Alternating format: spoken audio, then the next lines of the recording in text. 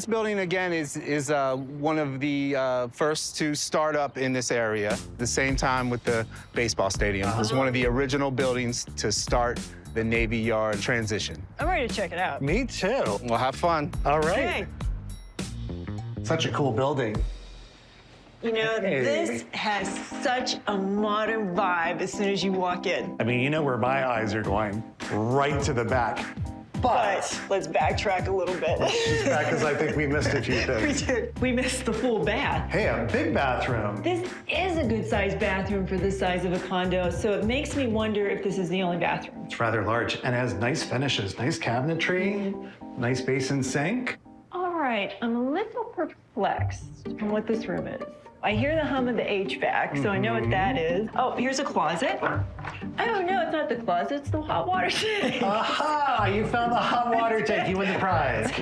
Okay, so we have HVAC water tank, no doors. And no windows. Yeah, it's a den. Yes, yes, It's yes. a den disguised as a bedroom, but it could be used for guests.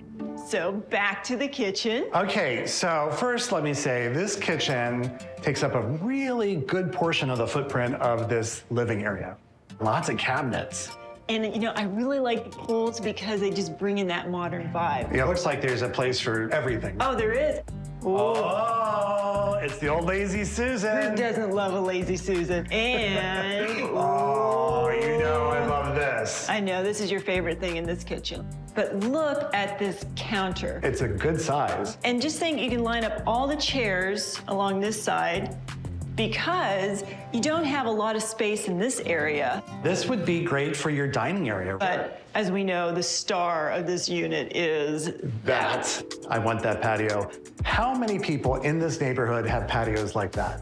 What I really like is that it steps down from the street. Put a barbecue out there. I love it. So this, the bedroom. The bedroom. Nice detail, nice windows Look at this closet. with custom shelves in there. Nice finishes. Here's another full bath. And this is a huge bathroom. It is. You know, you could have almost put in double vanities. And another closet. Oh, no closet. Oh, Laundry. washer dryer. Gotta have it. And I want to take a look at this shower.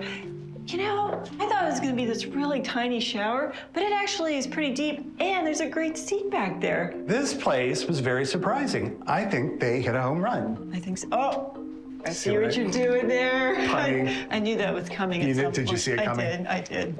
What are you doing on my porch? I'm just hanging out. This patio.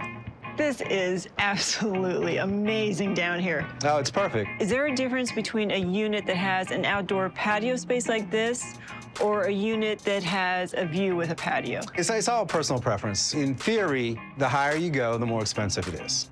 Every floor is normally about $10,000 per floor, so you add the math on 13 floors, you know, that's a Yeah. $130,000 view. And a lot of yeah. times, Yeah. you do get more square footage on the lower levels. That's a good point. It's a good pregame spot. Well, we do have a couple questions. Uh-oh, Okay. hope I can answer them. So, parking. Yes. Does this unit come with a parking spot? It does, and that is a good thing. And if you don't have a car, you're close to the metro? Right, that is correct. If you're buying down here, you're buying for the stadium, you're buying for the restaurants, the waterfront, you know, you're buying for the lifestyle down Yeah. here. So this one's listed 2 bedrooms, 2 bathroom, 950 square feet, has a parking spot included, obviously has this cool little outdoor patio built back in 2009. I'm going to give you a guess of 750,000. I'm going to come in lower. I'm going to come in at 700,000. one. Unfortunately, you're both wrong. Oh! The price was I $675. was going to go with 675. Should have gone with your gut. Oh, I truly believe you. thank you.